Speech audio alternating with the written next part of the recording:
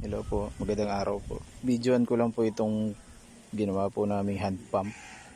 So, may tubig na po kasi sa loob ng ating reservoir. So, ganyan lang po siya ino-operate. Napakalakas po ng buga niya kahit na hindi po ganun ka-effort po pagpapump niya.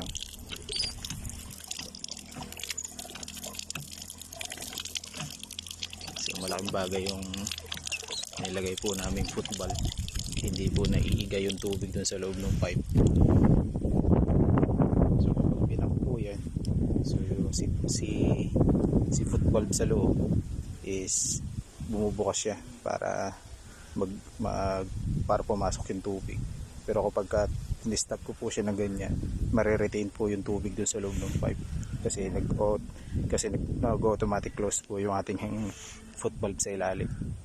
Kaya po hindi po ganun kahirap ito i-pump. Pag nilaksa ko po yan, ayan, yan po kalakas. Ayan. Thank you po.